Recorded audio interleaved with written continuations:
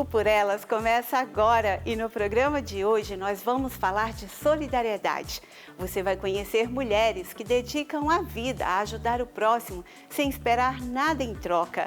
Elas desenvolvem projetos que mudam para melhor a vida de crianças e adolescentes com HIV, alimentam pessoas em situação de rua, ensinam jovens da periferia, costuram para populações carentes e entregam livros e alegria em hospitais e creches. Mas não é só isso, tem muito mais para você no Por Elas de hoje.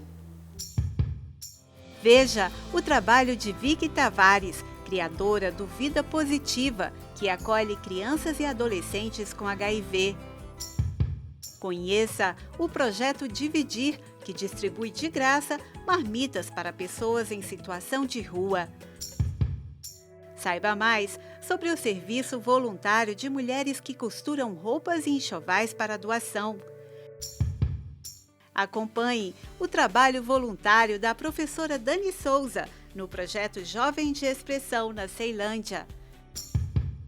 Confira a entrevista especial com Alessandra Roscoe, idealizadora do projeto humanitário que leva a leitura a diferentes espaços da cidade e beneficia diversos tipos de público, como crianças e idosos. Agora, no Por Elas.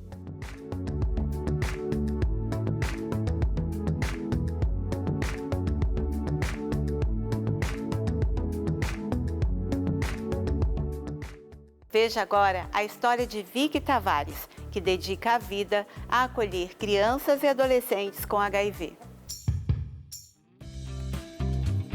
A paranaense Vicky Tavares estava na faixa dos 30 e poucos anos quando perdeu um grande amigo para a AIDS. A dor da perda e o espírito solidário a levaram a trabalhar como voluntária no cuidado de pessoas com HIV. Na década de 90, a pandemia estava chegando, né? Então era uma coisa assim apavorante, né? A gente perdeu muita gente, vários artistas, né? E esse meu amigo foi infectado com o vírus e passou por uma luta muito grande, principalmente a luta de preconceito. E nós convivíamos e eu resolvi me dedicar a ele, a cuidar dele. E com isso comecei a entrar no mundo do HIV, né? Então, aqui nos hospitais, em Brasília, no hospital de base, nós tínhamos muitas pessoas morrendo, né, com o vírus, e eu passei a fazer um trabalho voluntário no hospital mesmo de formiguinha, de ir lá, né, para dar amor, carinho, né, a família abandonou, né, então abandonava e a gente ficava incomodada com aquilo me incomodava muito, porque às vezes você não tem um remédio, mas se você tem amor, você reage um pouco mais, né? E realmente eu fui para fazer um trabalho mesmo de dedicação, de amor, porque eu não tinha cura, não tinha tratamento, né? Como não tem até hoje a cura, mas hoje nós temos um tratamento eficaz, né? Então, naquela época não tinha nada disso. Foi um começo bem doloroso. O trabalho voluntário na organização não governamental se estendeu por anos. Quando a instituição teve de encerrar as atividades, Vicky decidiu prosseguir com o acolhimento de crianças e adolescentes que não tinham para onde ir. Assim foi criado o Instituto Vicky Tavares Vida Positiva. Eu pedi a guarda das crianças à vara de infância e para que eu pudesse abrir uma instituição. Quando eu conheci as crianças dessa instituição, elas eram doentes terminais, né? Nós recuperamos todo mundo, todas aquelas crianças. E eu, então, abri a Vida Positiva para acolher, né, principalmente adolescentes e crianças, né, porque a transmissão vertical era de mãe para filho, a maioria das mães já haviam falecido, então eu achei que era o momento de acolher. E abrimos a Vida Positiva, inauguramos há 16 anos atrás, né, começou lá em Taguatinga, mas por uma questão de praticidade e da gente estar também mais próximo aos hospitais, viemos aqui para Asa Sul, onde nós temos uma proximidade fantástica dos hospitais que atendem o HIV. O Instituto já acolheu mais de 200 crianças e jovens ao longo dos anos, com histórias que emocionam. A história mais emocionante que a gente tem é a história de uma garotinha, que nós conhecemos ela com 9 anos, pesando 9 quilos, né? Desenganada por todos os médicos, e ela ter se recuperado. Saiu daqui esse ano como advogada, uma grande vitória da vida positiva, né? Do trabalho da vida positiva, da equipe toda, né? E de muito amor, muito carinho, muita dedicação que nós tivemos com ela, e também com outros, né? Eu estou com vários já na faculdade, estou com gente na UNB, fazendo ciência política, gente fazendo história, estou com o pessoal fazendo TI, estou com o pessoal fazendo enfermagem, né? E assim, já estou na 2ª geração, né, de HIV, dessas pessoas que estavam conosco. Então, isso aí é fantástico, né? Porque aqui tem uma cobrança, né? Uma cobrança muito grande de nós ampararmos, cuidarmos, dar amor, cuidar de tudo, assistência odontológica, psicológica, na saúde também, damos toda assistência, mas tem que estudar.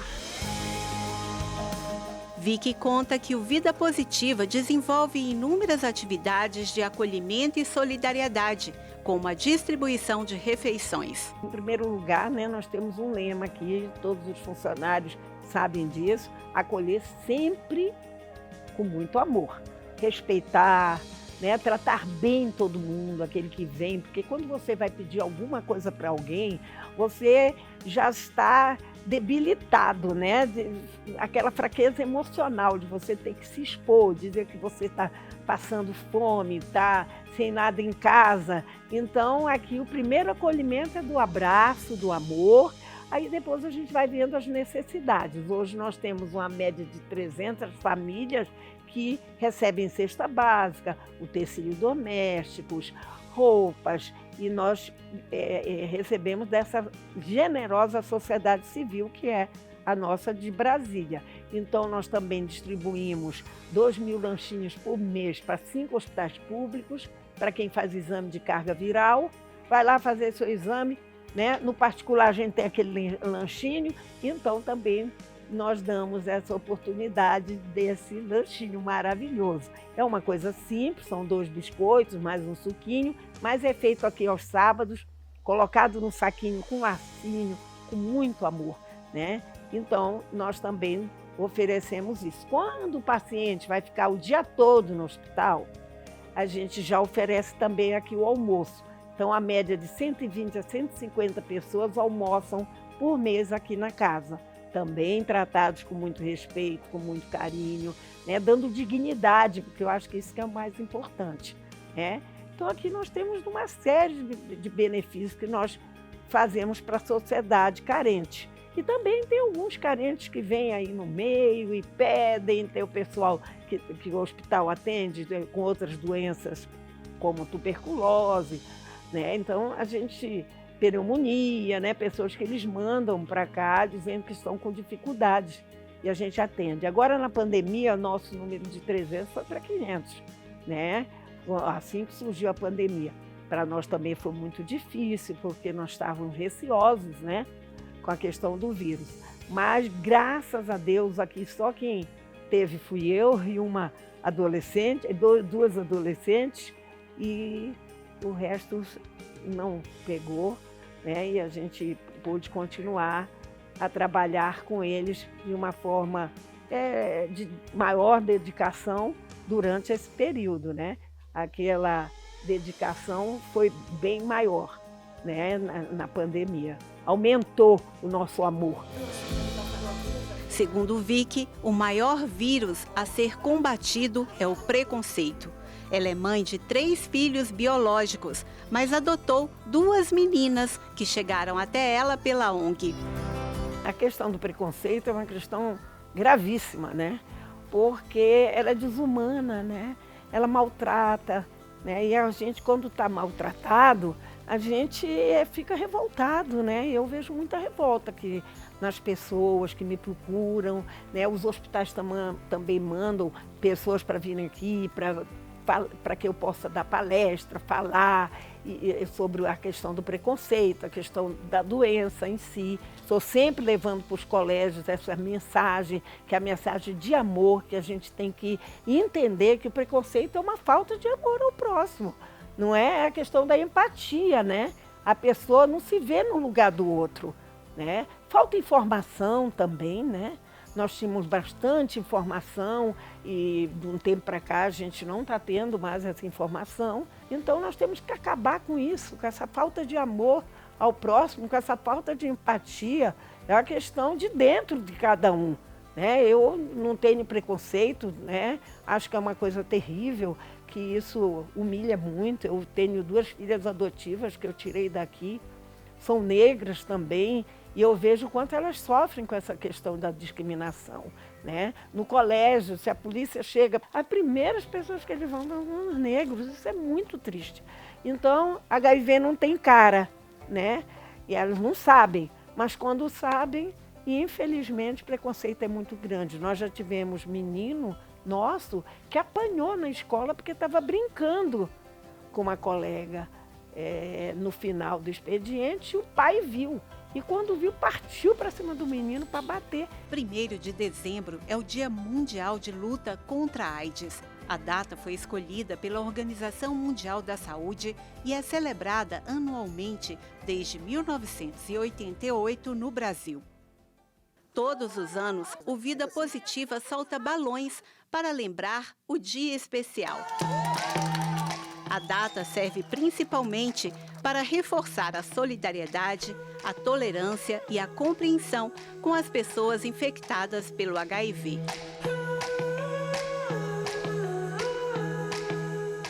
Conscientizar informando, a primeira coisa, né? Nós estamos com um programa agora, um projeto que vai funcionar no que vem, que vai ser as palestras das escolas que eu vou estar dando, né? E justamente o foco é esse, é falar sobre preconceito e também os cuidados que a gente tem que ter, porque essa fase na adolescência, ela precisa de mais informação, né? Então nós vamos estar levando isso, informando da maneira mais simples nossa aqui, mas eu acho que falta publicidade. Nós temos isso na época do carnaval, mas não é o bastante. Nós precisamos divulgar mais. Nós temos uma farofa que tem mais de 21 sabores, que hoje está na mesa do Brasiliense, mas precisa estar mais. Natal está chegando, liga 9942-8940 ou 98402-5762. Fala que você quer uma farofa da Vovó Vic, tem delivery e aí nós vamos te atender. Hoje a farofinha contribui com 30% aqui das nossas despesas. E é a melhor farofa do mundo. E sou eu que faço.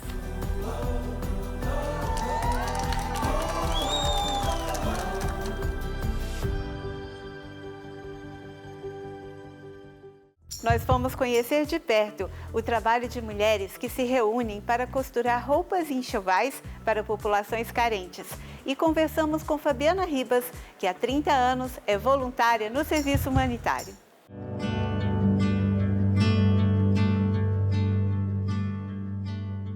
Gleide tem 81 anos, é professora aposentada e faz parte de um grupo de idosas que realiza trabalho voluntário. Elas destinam parte do seu tempo para comprar tecidos e costurar roupas e enxovais que são doados a populações carentes.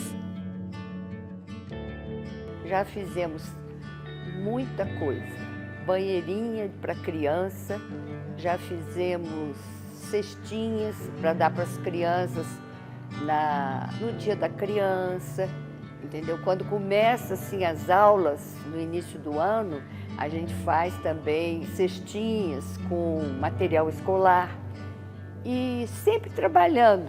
É uma coisa que vai contagiando o coração da gente.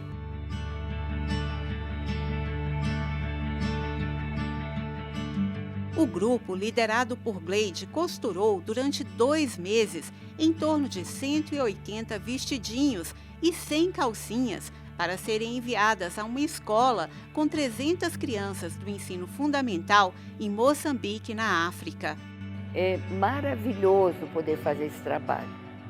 No início, cansa muito, mas a gente devagarzinho vai conseguindo superar e vai acostumando com o trabalho. A gente está fazendo bem para as pessoas e mais do que para as pessoas, estamos fazendo bem para nós, porque isso enche a minha vida e enche a vida de todas.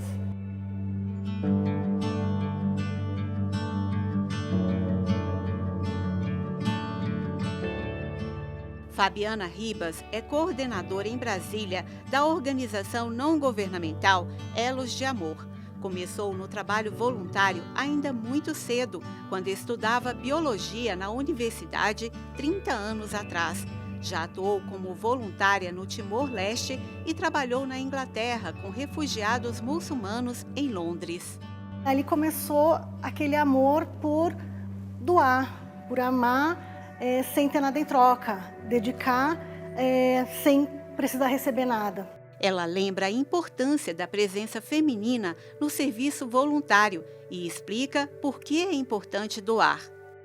A mulher precisa ter um lugar na sociedade, onde ela possa se sentir útil, validada e fazer parte daquele núcleo de uma maneira mais forte, mais agregada. Então, os trabalhos que chamam mulheres para fazer essa ponte fazem com que a mulher cresça muito.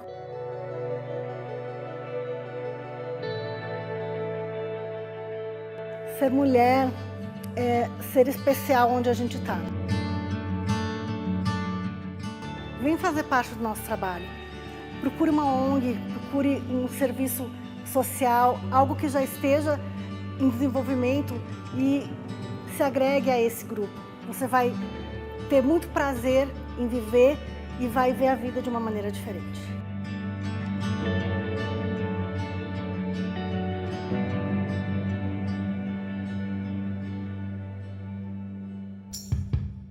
A pandemia prejudicou ainda mais a vida das pessoas em situação de rua, mas a solidariedade e o trabalho voluntário garantem a segurança alimentar dessas pessoas no projeto Dividir.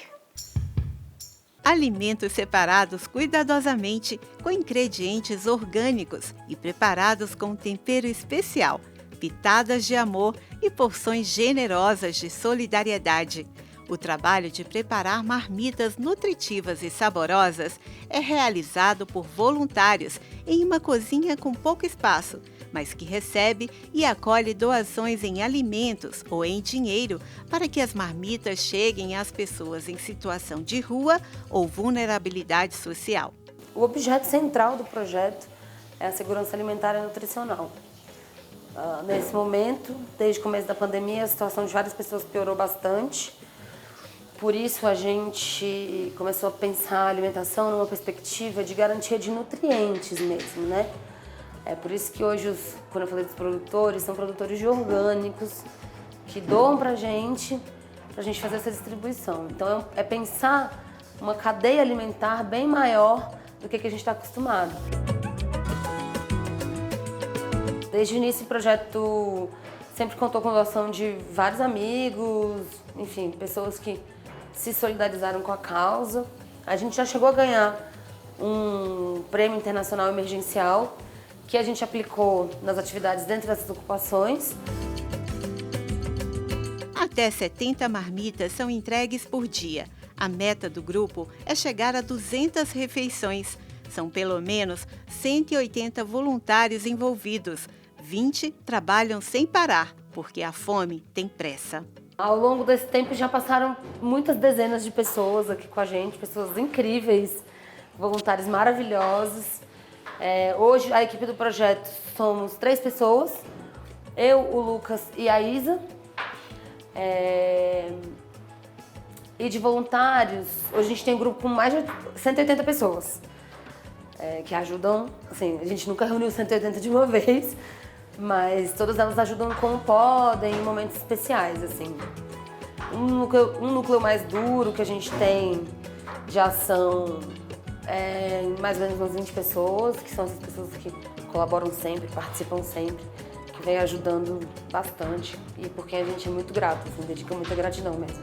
Isabela dedica o tempo exclusivamente ao projeto Dividir. Recebe e orienta voluntários que precisam aprender a lidar com uma cozinha de trabalho coletivo.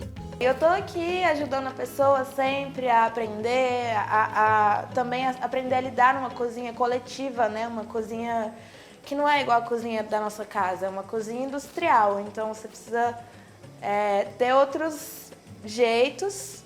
E eu divido todo o trabalho com a Sofia, né? A gente está no operacional ali do dia a dia, organizando também o que os voluntários podem fazer, quem está querendo doar, recebendo as doações, encaminhando as doações, lidando com as pessoas que vão receber essas doações, acompanhando as famílias, mantendo esse trabalho mesmo de forma constante. A organização não governamental Dividir, responsável pelo trabalho de preparação e doação das marmitas, nasceu em março de 2020, no começo da pandemia do novo coronavírus. A gente começou em 2020, em março, junto com a pandemia, observando as pessoas aqui da Redondeza mesmo, que são pessoas que a gente já atende, pessoas que já atendia na época, né? Que a gente percebeu que com o lockdown ficaram meio desamparadas, meio sem ter onde conseguir alimentação, água, enfim, como se higienizarem. E estava tudo fechado, ficaram zanzando pelas ruas sem qualquer tipo de suporte. Era tudo muito recente, estava todo mundo tentando se organizar para entender a pandemia. E a gente resolveu fazer alguma coisa, fazer o que a gente podia fazer. A gente tinha uma cozinha e começou a fazer marmita para distribuir na rua. Depois de um tempo a gente foi percebendo que as necessidades começaram a aumentar, então a gente começou a tentar aumentar a arrecadação para aumentar a quantidade de distribuição a partir das demandas que a gente recebia mesmo. Tipo, começamos a comprar a cesta básica, produtos de higiene e distribuímos muitas cestas básicas e muitos produtos em Brasília inteira. Durante a pandemia ficou bem claro mesmo que a gente tem que fazer tudo que for possível para ajudar quem está nesse momento de necessidade. Quem pode ajudar com dinheiro ajuda, quem pode ajudar com trabalho, enfim. Na medida do possível, acho que todo mundo tem que tentar fazer a sua parte. O trabalho precisa de doações que podem ser feitas em alimentos, dinheiro, roupas e produtos de higiene. Muitas vezes na correria do dia a dia você não sabe o que fazer. E eu acho que o projeto Dividir, ele é uma ferramenta, na verdade, dessas pessoas que não sabem como ajudar, não sabem o que fazer, porque a gente apresenta ferramentas, a gente apresenta como você pode ajudar simples, com poucas horas na sua semana, poucas horas no seu dia. Quando você tiver disponibilidade, você vai estar ajudando muita gente. E doando também, sem precisar sair da sua casa, sem precisar fazer grandes esforços. A gente precisa de muita ajuda, de verdade. A fome não para. Todos os dias a gente precisa pensar em como chamar mais gente para participar, como chamar mais gente para se engajar. E a sua ajuda faz toda a diferença. Se vocês tiverem coisas paradas em casa, por favor, tragam pra gente. Coisas em boas condições de uso. A gente atende muitas famílias que vivem em ocupações, em situações bem precárias, assim. Então, qualquer coisa parada, guardada há muito tempo, se tiver em boas condições, a gente tem para quem direcionar. Pessoal, vocês podem entrar em contato com a gente através da nossa página, @Projeto Dividir no Instagram. Lá a gente explica direitinho todas as formas de ajudar, como se cadastrar no Catarse para ser um doador mensal e garantir o nosso funcionamento. Você pode ser um voluntário, você pode entrar em contato com a gente, entrar no nosso grupo do WhatsApp e ajudar a gente com a mão na massa, ou, enfim, fazendo comida, distribuindo, o que for possível para você. Você pode fazer uma doação pelo Pix e assim garantir também a nossa produção de marmitas, o aumento dela. E você pode divulgar a gente também. Isso já é muito legal, muito interessante. Quanto mais pessoas a gente conseguir atingir, maior a possibilidade de a gente continuar executando o nosso trabalho. Você gostou? Delícia! Eu adorei. Muito bem feitinha, feita com amor. Caraca, tá muito gostoso. Acompanhe no próximo bloco o trabalho voluntário da professora Dani Souza no projeto Jovem de Expressão na Ceilândia e a entrevista com a escritora Alessandra Roscoe, idealizadora do projeto que leva a leitura a espaços como creches, hospitais e casas-abrigo. Nós voltamos já. Então a gente leva para esses lugares onde as pessoas nunca tiveram contato com o livro, além do livro, o autor para falar e aproximar. Né? Então, assim, muitas vezes o autor contando a história de como teve a ideia daquele livro, ele inspira as pessoas a falar, nossa, mas isso é tão próximo da minha vida, eu me identifico, e ouve essa voz.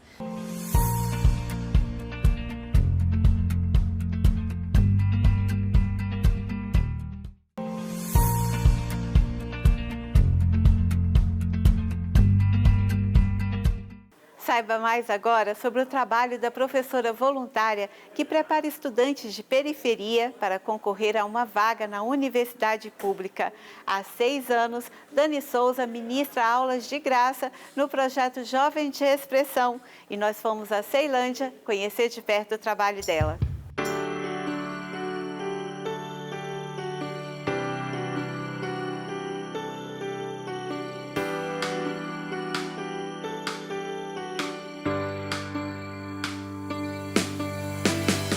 Como é ser professora voluntária?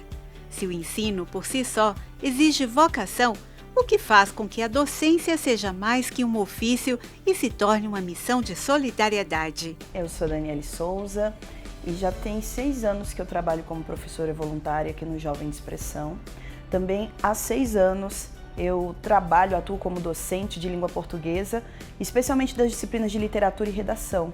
Acredito que a minha grande missão é levar a leitura, é levar a escrita e levar o conhecimento para as pessoas que mais precisam.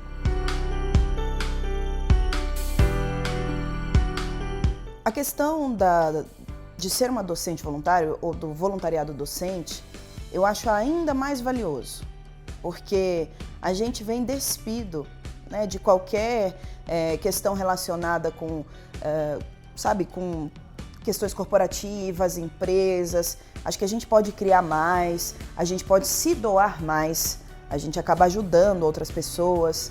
Por exemplo, já me ocorreram situações de estudante pedir dinheiro para passagem, pedir lanche, alguma coisa. Então, a nossa entrega é muito superior a uma entrega em qualquer outra corporação. E eu atuo como docente em instituições privadas e a entrega é totalmente diferente. Eu acho que é muito mais positiva, a devolutiva é muito maior. Quando eu encontro os estudantes na UNB ou em qualquer outro lugar, eles reconhecem, poxa, professora, o Jovem de Expressão mudou a minha vida, então isso é muito mais valioso. Eu acho que a contrapartida que eu tenho é superior, de verdade, a qualquer valor financeiro que a gente puder pensar. Os anos de serviço voluntário trouxeram histórias emocionantes para contar. Eu sempre gosto de usar como exemplo a Ana Letícia, que é uma aluna que eu tive aqui no Jovem de Expressão. A Ana, certa vez a Ana chegou e falou assim, professora, eu não sei escrever, não dou conta, não consigo. E aí eu falei, Ana, olha pra mim, Ana, por favor, né? Vamos lá? Vamos junto? Deixa eu segurar sua mão? Vamos construir uma coisa juntas? E aí chega a mensagem de Ana falando, olha, eu tirei 9 no vestibular, tirei 9 na redação do PAS, eu não consigo acreditar, professora, isso é culpa da senhora. Aí eu falei, essa culpa eu gosto de carregar. Então, a Ana Letícia é uma história legal, o Marconi também, uma pessoa que, trouxe luz aqui para esse lugar. Eu acho que são vários estudantes. Teve um estudante uma vez que eu encontrei na UNB, que foi muito engraçado. Eu estava circulando na UNB, que eu estudei na UNB, estava andando e me chega um estudante e sai correndo, me dá um abraço bem grande assim, professora, a senhora não tem noção do quanto a senhora mudou a minha vida. Nossa, isso é muito, muito legal essa devolutiva, assim, é impagável mesmo. A sede do Jovem de Expressão fica na Praça do Cidadão, em Ceilândia. O projeto tem como objetivo principal apoiar jovens. Na história do cursinho gratuito que foi fundado pelo Jovem de Expressão, em torno de 400 alunos foram aprovados na universidade pública. O Jovem de Expressão é um projeto que acontece aqui na Ceilândia, mas não só. É possível expandir a atuação do Jovem de Expressão para diversos outros lugares aqui de Brasília.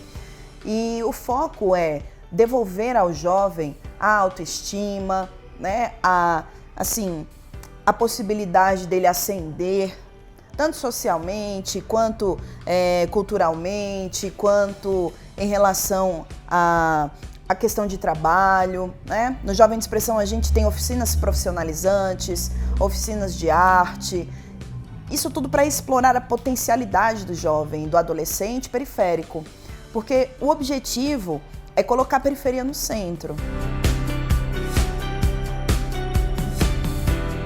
E para participar, basta se inscrever nas oficinas, quando elas acontecem, e vocês ficam sabendo de toda a programação, ou aqui nos murais do lado de fora, ou mesmo nas redes sociais. Que vocês vão ver tudo que está rolando, o que está rolando de oficina, o que está rolando de oficina de audiovisual, oficina de arte, o que está rolando em relação ao pré-vestibular social, tudo que está acontecendo aqui no Jovem de Expressão, vocês podem acompanhar o Instagram, @Jovem de Expressão, que vocês vão encontrar todas as informações.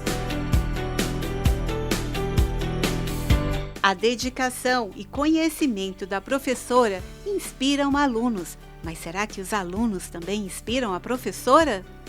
Eles me inspiram muito. Me inspiram a ter força, me inspiram a ter resiliência. Quando eu entrei no Jovem de Expressão, meu pai tinha falecido há pouco tempo. Então eu estava procurando assim uma razão, sabe, um sentido na vida. E aí eles me devolveram um sentido. Eu acho que o jovem tem uma alegria que ao longo da vida adulta a gente vai perdendo. Então eles me inspiram muito a ser uma pessoa melhor.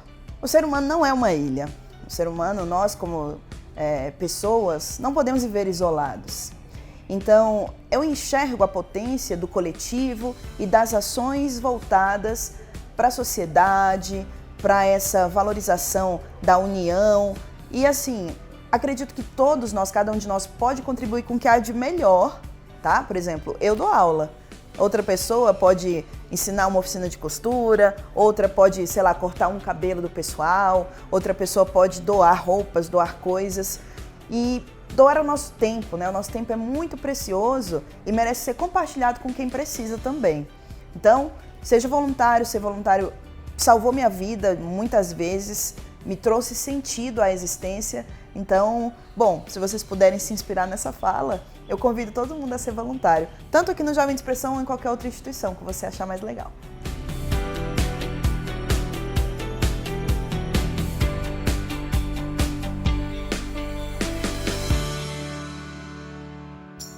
Por Elas recebe agora a jornalista e escritora Alessandra Roscoe, idealizadora do Festival Itinerante, que leva a leitura para diferentes lugares da cidade. Um projeto social e humanitário que surgiu em 2013 e beneficia diversos tipos de público.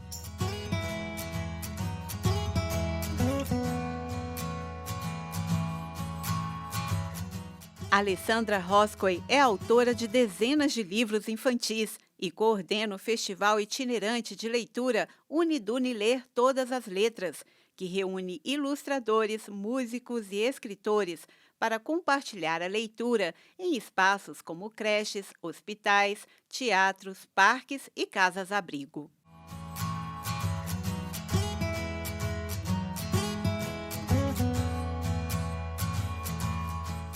Alessandra, muito obrigada pela sua presença aqui no Por Ela. Seja muito bem-vinda. É uma alegria ter você aqui. Eu que estou muito feliz, agradeço a oportunidade e de poder partilhar um pouco e estar aqui num programa tão bacana e que fala delas, né? Pois é, e você é uma escritora que você não se contenta em estar ali na sua casa escrevendo. Você quer levar a escrita para o espaço onde a sua leitora, o seu leitor está. Conta pra gente o que é esse projeto que você desenvolve, né, esse festival itinerante de leitura e como ele acontece na prática. Foi tudo muito intuitivo, Elisa. O festival, na verdade, ele nasceu de uma angústia minha de fazer a leitura chegar onde ela nem sempre chegava. Então, ele começou em 98, eu grávida da minha primeira filha, num grupo de preparação para o parto natural, quando uma das mães, eu nem tinha livro publicado, quando uma das mães me falou, eu queria tanto que o meu marido participasse da gravidez, ele só se sente pai quando ele pega o filho no colo, eu já estou na minha 3ª gravidez, e o que a gente pode fazer? Eu falei assim, vamos ler para as barrigas? As mães acharam o máximo, mas os pais no primeiro encontro me olhavam assim com aquela desconfiança, né? Falaram assim, poxa vida, o que a gente está fazendo aqui? Perdendo tempo, não é nem gente ainda, né? Teve um pai falando, não é nem gente ainda. E no 3º encontro, esse pai que reclamou muito estava declamando para a barriga. Então, é muito interessante. Dali, nasceu a sementinha do aletramento fraterno, que foi o primeiro projeto de mediação de leitura que nasceu dessa minha vontade. Assim, eu era só uma leitora apaixonada, né? Eu escrevia em casa, nos meus cadernos, não tinha publicado nada. E dessa minha vontade de partilhar o meu amor pela leitura. E aí a coisa foi acontecendo. Os bebês nasceram, me pediram algo que fizesse com os bebês. Aí criei o Experimente a Palavra, que era de leituras sensoriais com bebês ao redor de um livro gigante, né? De sensações. A gente abria caixinhas. E aí os públicos foram se chegando. Você não faz esse trabalho com bebês autistas, com bebês com baixa visão e deficientes visuais? E aí, a cada nova edição do festival, a gente agregava um público diferente e tudo feito intuitivamente. Eu nunca tinha feito uma leitura para bebês autistas, né? Então, hoje eu me cerco de profissionais que me ajudam também no trabalho com o hospital, no trabalho com encarceradas, com mães e com crianças e mulheres vítimas de violência em casa-abrigo. E foi em 2003 que eu decidi juntar tudo, o trabalho também que eu fiz com os idosos, que foi no chute, porque assim, fui convidada para contar a história num hospital, achei que ia falar com crianças, então levei um tapete, um arco-íris, o violão, porque a música é muito presente no meu trabalho, né, também intuitivamente. E quando cheguei não eram crianças, eram idosos. E não estavam internados, então ninguém me explicou, eu cheguei assim, fui meio que jogada numa sala e para fazer as leituras, estava munida de livros, e o que eu não tinha o livro, porque eu sempre faço muito com a mediação do livro, né? Eu abro o livro, eu mostro o livro e faço a leitura e conto as histórias das histórias. E nesse dia do hospital eu tinha o livro Caixinha de Guardar o Tempo, escrito ainda, sem ser publicado, escrito à mão, e coloquei numa caixinha. Como eu não tinha o livro, eu falei, vou levar uma caixinha. E decidi passar a caixinha depois que eu li esse conto, que é um conto que fala sobre o tempo, a falta que o tempo faz e a memória. E quando eu passei a caixinha, a primeira senhora, eu falei, o que vocês guardariam? Porque eu guardaria o jardim da casa dos meus avós. E contei o Jardim Encantado exatamente como eu contava para as crianças, né? Então, assim, aquilo me deu um estofo para eu poder contar aquela história e fazer algum sentido ali para eles. Quando eu terminei, dobrei o tapete, passei a caixinha, essa senhora abriu a caixinha e falou assim, eu guardaria a vela para o meu enterro, porque eu estou mais para lá do que para cá. Eu respirei fundo, sem saber ainda que grupo era aquele, e fui passando a caixinha até que um senhor abriu a caixinha e falou assim, eu guardaria o cheiro do café da minha avó, em dia de chuva na fazenda, porque a fazenda tinha telhado de zinco, chovia, fazia um barulho muito grande, as crianças ficavam muito assustadas. E a vovó fazia um café que era o melhor café do mundo, servia para cada neto numa xícara de ágata colorida. A minha é azul e eu guardo até hoje. Fechou a caixinha e passou para a senhora que estava ao lado dele, que abriu a caixinha e chorou copiosamente sem dizer uma palavra. E eu lá na frente tentando entender o que era aquilo, né? O que estava acontecendo ali. E ao final o médico que coordenava o projeto falou assim, nossa, você vai ter que voltar. E eu falei, por quê? Ele falou assim, porque aquele senhor que falou com tanto detalhe do cheiro do café, da casa da avó, da cor da xícara, dos primos, ele não falava já há 6 anos. Esse é um grupo que a gente está experimentando a arte-terapia no tratamento do Alzheimer. E aí eu fui pega de surpresa e eu falei, nossa, né? Nem eu imaginava que uma leitura em voz alta pudesse trazer provocar esse aquele tipo de tipo experiência. de experiência. E você vai aos lugares, você vai a creches, casas-abrigo, você visita idosos e você leva profissionais, como você disse, você leva os autores, os ilustradores, músicos, né? Como que é sempre assim que as pessoas recebem vocês? Como que é essa experiência? Eu digo que o Festival Itinerante de Leitura é um festival que forma também os autores. A gente forma leitores, onde eles muitas vezes não existem, e não porque não querem, porque não gostam. Eu acredito que as leituras são muitas, são múltiplas, e estão muito além da tinta no papel, né? A gente tem a leitura de mundo.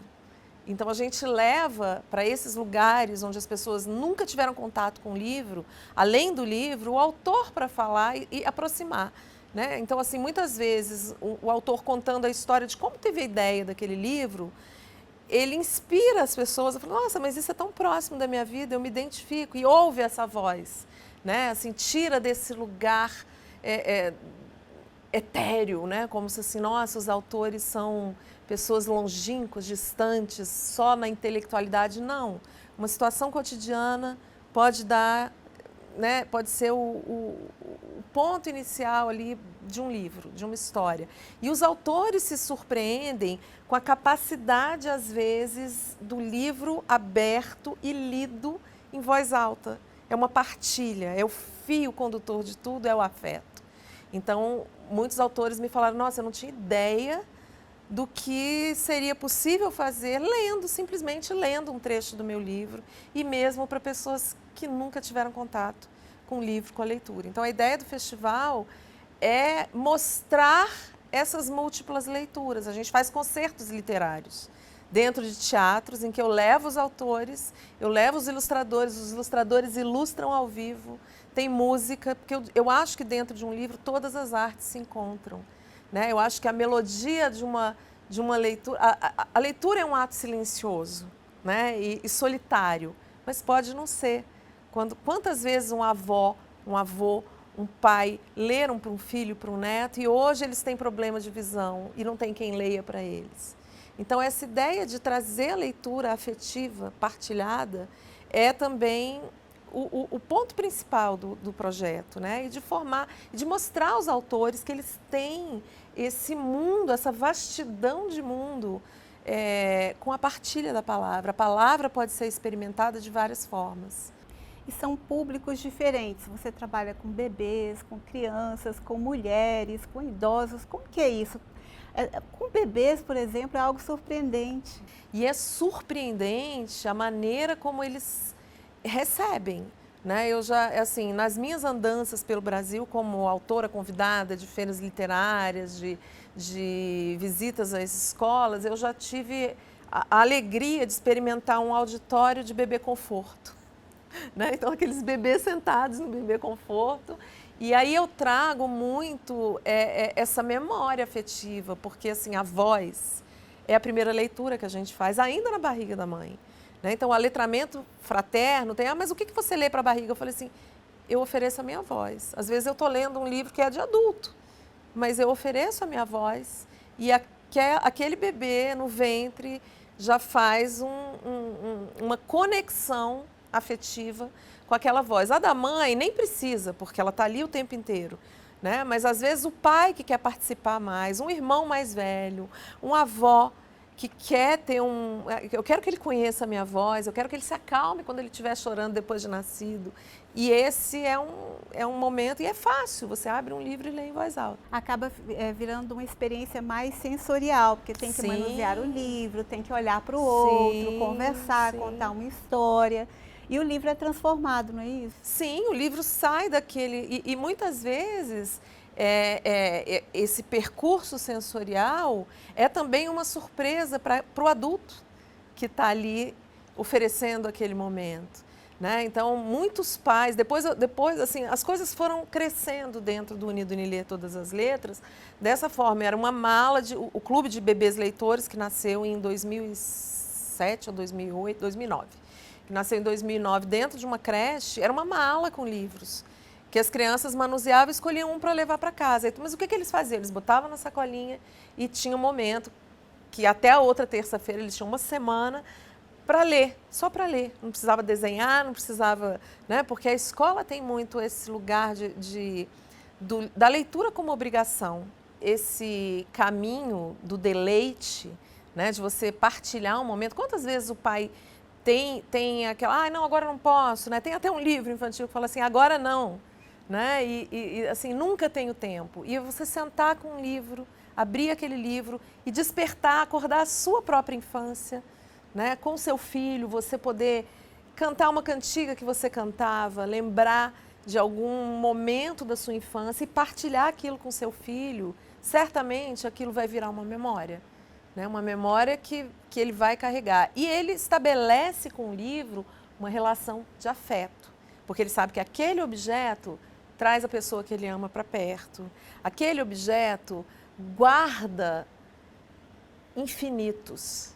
Né? Então você abre, e isso a gente viu tanto na pandemia, a força de um livro aberto e partilhado. Né? Uma avó que estava longe, mas mandava de presente um livro para o neto e, de alguma forma, quando aquela criança abria aquele livro, ela se sentia abraçada pela avó que ela não via há 2, 3 meses, ou que só via numa tela. E essa sua experiência, você citou lá o caso do senhor com Alzheimer, né, com os idosos, como tem sido? Então, eu geralmente levo livros infantis e é uma dinâmica mesmo. Hoje eu tenho as caixinhas sensoriais, em que eu às vezes começo as dinâmicas com as caixinhas, e são caixinhas que eles exploram com todos os sentidos, menos com a visão, porque eu vendo os olhos. Eu falo, a visão é a porta de entrada da gente no mundo, e muitas vezes a gente, só ligada a ela, esquece os outros sentidos, né? E você pode ter memórias disparadas a partir de uma lembrança de um cheiro, né? Ou de um barulho, ou de um objeto que você toque e que você sinta. Então, assim, as memórias afetivas podem ser disparadas de várias formas. E com os idosos eu trabalho muito esse acordar, né? Esse acordar da lembrança, do que foi bom, e com uma coisa que eu aprendi. A gente fez uma residência artística na Sociedade Artística e Musical de Pousos, em Leiria, Portugal, em que eles trabalham música, teatro, dança, e a partir do nosso encontro a gente trouxe 2 profissionais deles para participar de um festival. A gente colocou a literatura lá também e trouxe muito a música para dentro do nosso trabalho, né, nos hospitais e com os idosos, que com os idosos a gente tem que levar um pouco, sim, para essa memória, mas trazer algo e para mostrar que eles podem fazer desse momento, desse agora, o melhor momento, mesmo com doença, mesmo com dificuldade física. Então a gente sempre traz uma brincadeira, uma ciranda para eles aprenderem. E assim, eles vão lá para o passado, mas eles voltam e falam assim, nossa, mas agora tem uma coisa divertida aqui. Eu gostaria de continuar falando do projeto e também de seu trabalho como escritora, mas a gente vai fazer um breve intervalo. Não saia daí que nós voltamos já.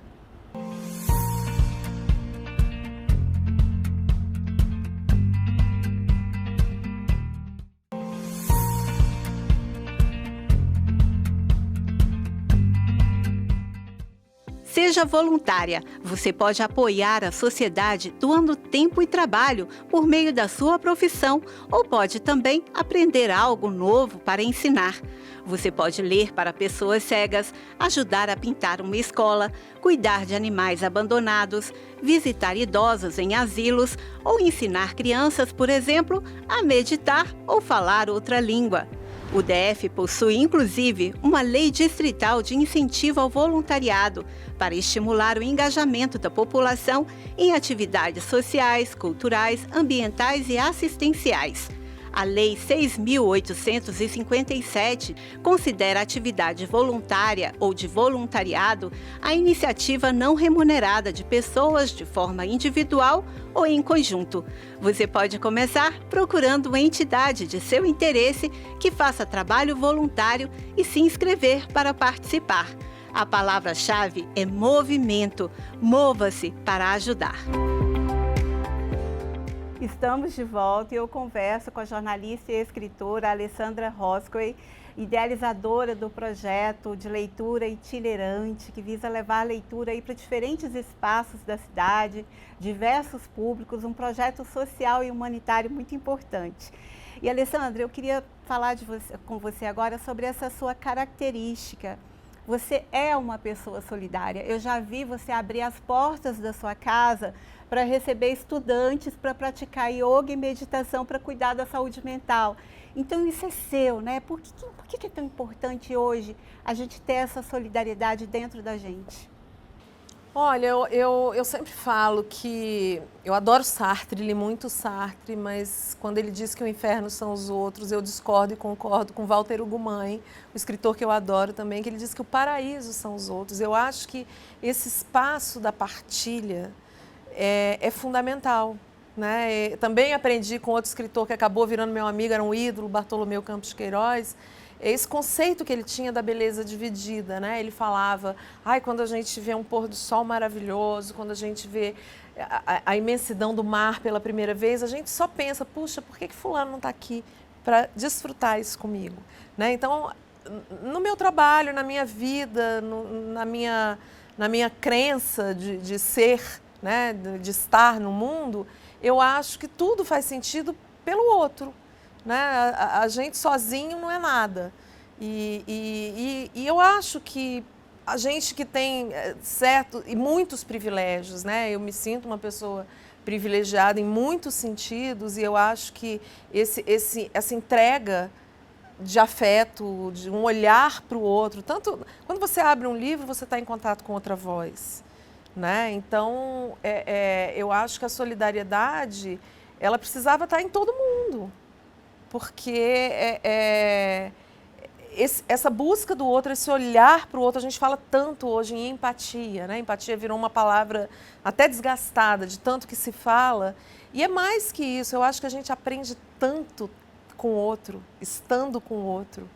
Né? São visões diferentes de mundo e estar nesses lugares onde a gente nem sempre tem ideia de que existam. Então, assim, meu primeiro contato numa casa-abrigo foi assustador. Mulheres com marcas de ferro no rosto, escalpeladas, sabe? E ali são pessoas.